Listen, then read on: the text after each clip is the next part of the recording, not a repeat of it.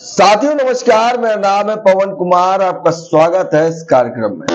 Baspa supremo जो लगातार हर चीजों को देख रहे हैं, मगर कहीं ना कहीं ना बोलना, मीडिया हो या दूसरे पार्टी में बैठे बहुजन समाज के नेता, बहुजन मतलब SC ST OBC माइनॉरिटीज के नेता जिस तरह से तर्क वितर्क कर रहे हैं, उस पर अब बसपा सुप्रीमो ने एक बड़ा वार किया है।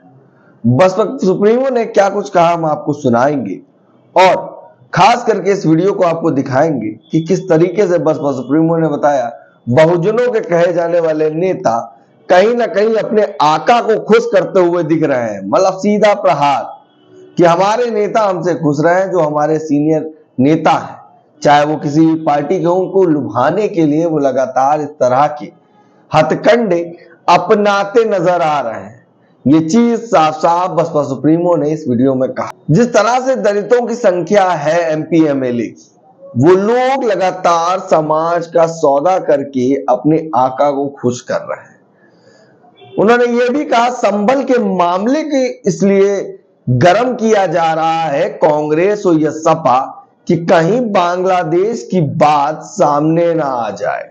बांग्लादेश में जिस तरह के हालात हैं, कहने वाले इस देश में हिंदुत्व की बात करने वाली ये सरकार, जिनके साथ दलित समुदाय को वो जोड़ते हैं कि आप भी हिंदू हैं, मगर सच्चाई बांग्लादेश में एक अलग निकल के आ रही है।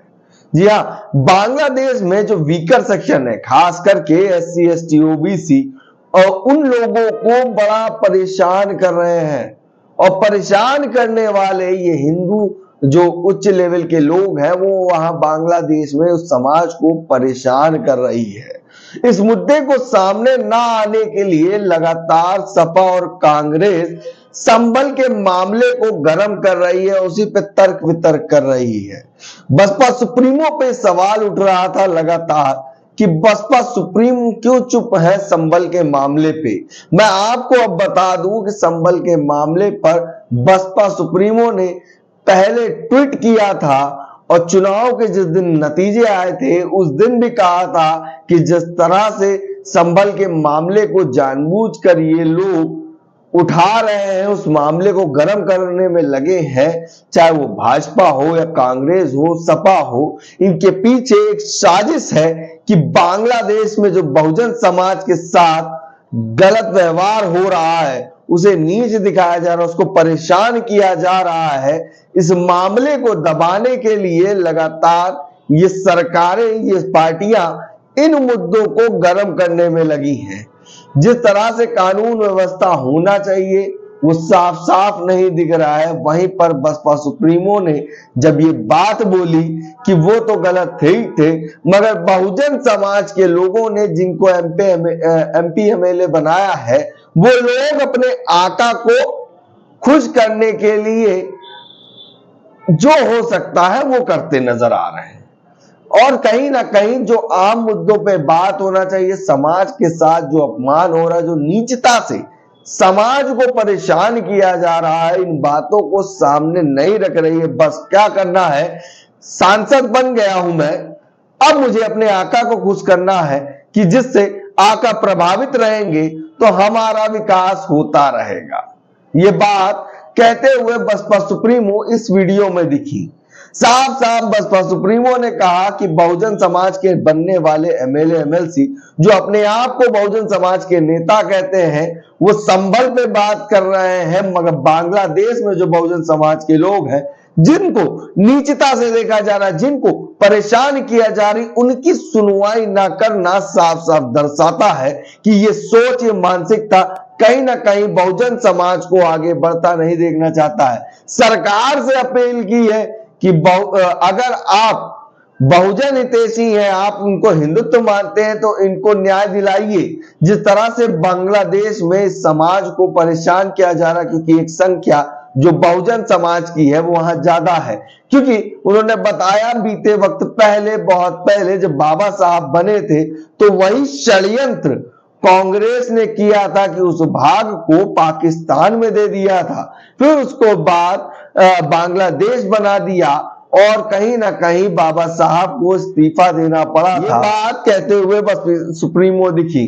तो ये एक बड़ी लंबी साजिश चली आ रही है बहुजन समाज को कि जहां पे बहुजन लीडरशिप डेवलप हो, उसको तोड़ने के लिए जो नीति अपनानी हो वो अपनाना है। वहीं पर बात कही मुस्लिम समाज की कि मुस्लिम समाज को छलावा कर रही है ये सपा और कांग्रेस, क्योंकि संभल जैसे मामले को वो लगातार इसलिए सुर्खियों में बनना चाहते हैं कि इस मामले में वो कुछ करना नहीं चाहते हैं, बस हमारी तरफ वोट अट्रैक्ट हो जाए असल मुद्दों को छोड़कर, इसलिए लगातार उस पर सक्रिय है।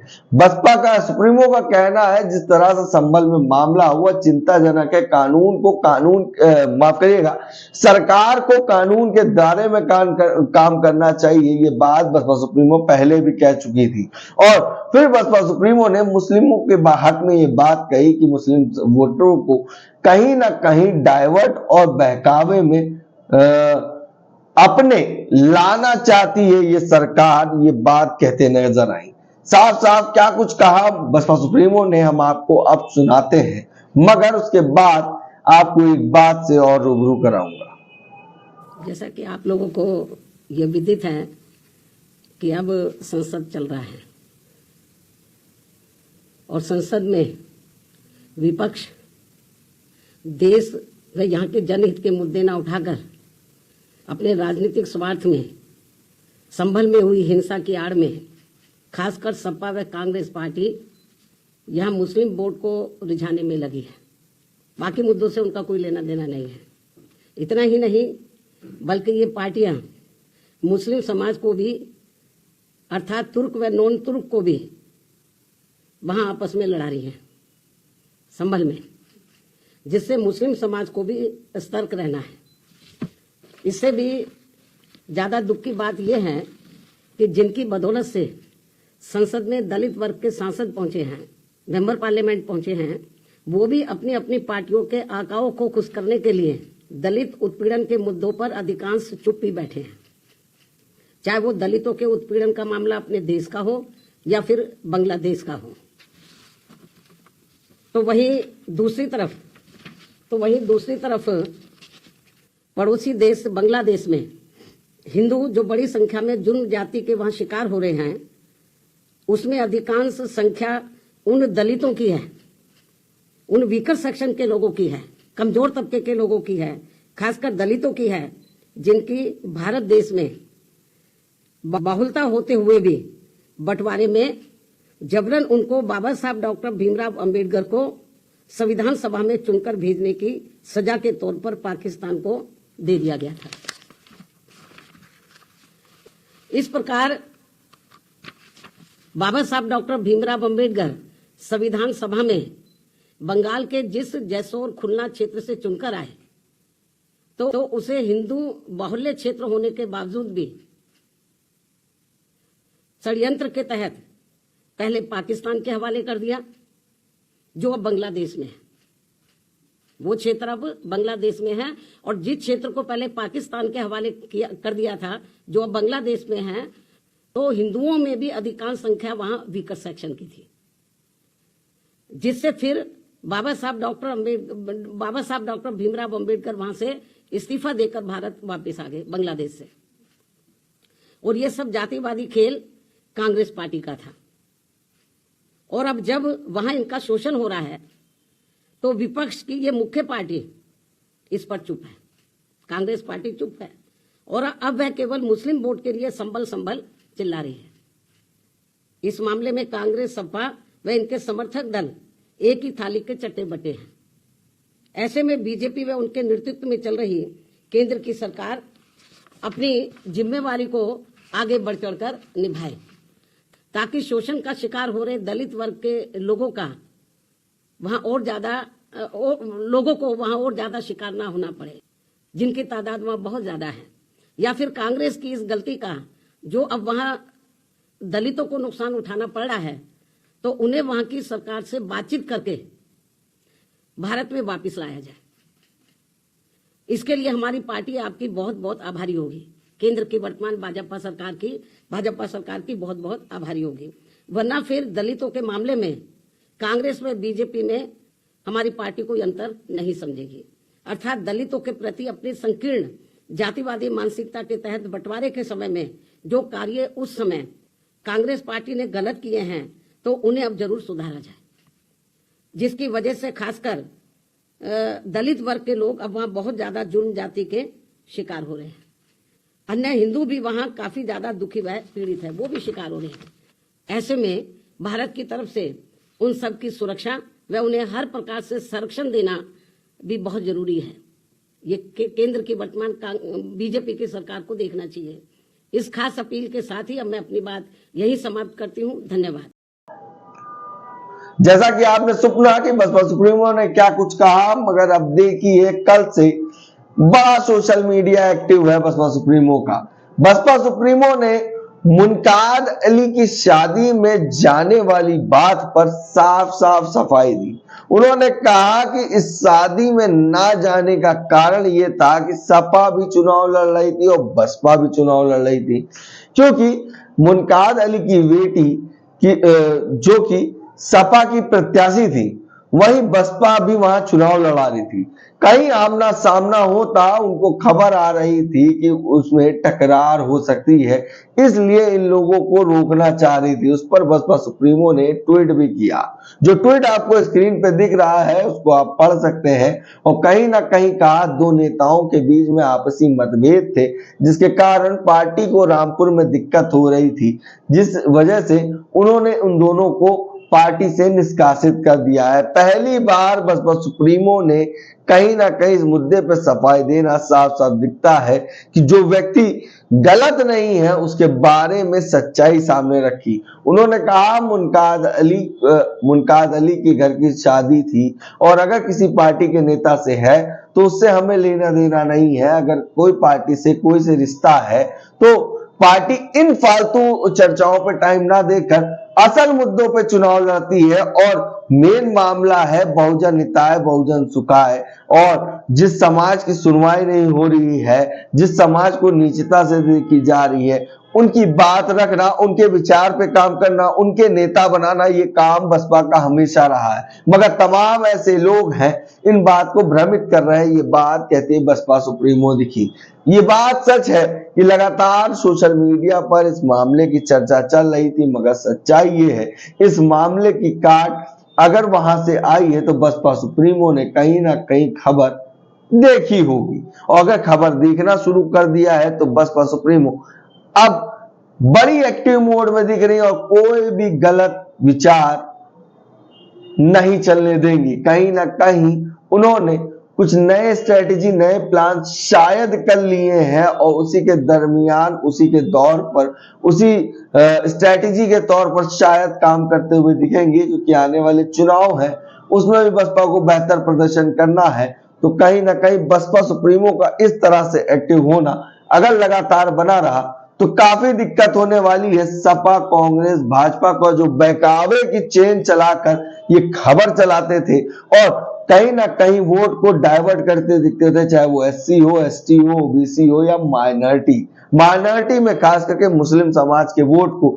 जिस तरह से कांग्रेस और सपा छलावे के साथ अपनी ओर आकर्षण करना चाहता था, उस पर यह बसपा सुप्रीमो का ट्वीट और बसपा सुप्रीमो का ये प्रेस कॉन्फ्रेंस बड़ा असर डालेगा। असर डालने की बात है तो कल मैं एक कार्यक्रम कवर करने गया बाबा साहब के परिनिर्वाण दिवस का, तो वहां पर बहुजन की ताकत ने साफ साफ सरकार और प्रशासन को अपनी ताकत का एहसास करा दिया। अगर ये ताकत बहुजन समाज समझ जाए तो बड़ा एग्जाम्पल हो सकता है ये परिवर्तन स्थल जिसको बसपा सुप्रीमो ने बनाया था। और उसने फिर एक इतिहास दिया कि जिस तरह से बसपा का कार्यक्रम चल रहा था, वहां पर तमाम लोग आए थे और उन्होंने देखा कि योगी आदित्यनाथ और ब्रजेश पाठक और एक और नेता थे, उनकी फोटो ऊपर लगी हुई थी। वहीं पर साइड में बाबा साहब भीमराव अंबेडकर की फोटो लंबी तो थी मगर उनसे नीचे थी। तो नीचे दिखाना बड़ा लोगों को सवाल खड़े किए, कहीं ना कहीं ये हमारे महापुरुष का अपमान कर रहे हैं, ये बात क्या, उन पोस्टरों को हटाया। तो उसके बाद प्रशासन आई तो प्रशासन से भी कहा गया कि यहाँ के लोग ये चीज एक्सेप्ट नहीं कर रहे। फिर सरकार हो या प्रशासन के लोग हो, सबको वो बैनर बदलवाए, फिर नए फ्लैक्स उसी वक्त छपे जिसमें वो फोटोज नीचे कर दी गई और बाबा साहब ऊपर दिखे। इसी तरह से बहुजन समाज को एक होना पड़ेगा और आने वाले चुनाव में एक यूनिटी ही आपका बेहतर राजा दे सकती है। इस चीज को समझना होगा। अगर आपको राजा बनना है कि गुलाम बनना है, ये आपके ऊपर तय करना है कि संसद में कौन जाने चाहिए जो आपकी आवाज उठाए या अपने आका को खुश करें। ये बात बसपा सुप्रीमो ने वहां पर कही और ये इशारा है बहुजन समाज के लिए। और आकाश आनंद जिस तरह से नोएडा में पहुंचे बाबा साहब को पुष्पांजलि करने, तो वहां पर भी दो चीजें देखी गई। वहां पर सोशल मीडिया भी एक्टिव हुआ, उसके बाद लोगों की संख्या भी बढ़ी, बाहर पूरा पोस्टर हो गया। और सबसे बड़ी चीज बसपा सुप्रीमो ने इस बार आकाश आनंद को ये मौका दिया कि जाके आप आगे से पुष्प अर्पित करें। ये बड़ी चीज है जो नेता के अंदर दिखाई दी। ये जो एक्टिवनेस है ये बड़ी चीज है। आनंद कुमार भी वहां मौजूद थे, आनंद कुमार जी ने भी पुष्प अर्पित किए। वही मीडिया से बात करते हुए जब आकाश आनंद और आनंद कुमार जी मौजूद थे तो सवाल आया, तो आनंद कुमार जी जब बोले तो आकाश चुप पे खड़े रहे। फिर उनके बाद उन्होंने एक स्टेटमेंट दिया जो साफ साफ एक डिसिप्लिन दिखाता है कि कहीं ना कहीं वो यहाँ पे पिता नहीं उन्हें नेता मानते हैं, क्योंकि एक बड़े ओहदे पे हैं, राष्ट्रीय उपाध्यक्ष हैं। तो उन्होंने कहा भाई साहब ने जो कहा, ये जो भाई साहब है ये शब्द बहुत कुछ बयां करता है कि राजनीति में और पारिवारिक विचारों को दूर जिस तरीके से बसपा सुप्रीमो रखती थी, वैसे ही आकाश आनंद रखे हैं कि हाँ भाई साहब ने जो बात कही वो सही कही और मीडिया से बात की। ये चीज देखने को मिली। वहीं सोशल मीडिया पर ये एक्टिवनेस साफ साफ हो सकता है बसपा सुप्रीमो का इस तरह से अगर एक्टिव लगातार रही तो आने वाले 27 के चुनाव में बड़ा फेरबदल है। बाकी बने हमारे चैनल के साथ। ये थी छोटी सी खबर जो आपसे रूबरू कराए। चैनल को लाइक शेयर सब्सक्राइब करिए। धन्यवाद।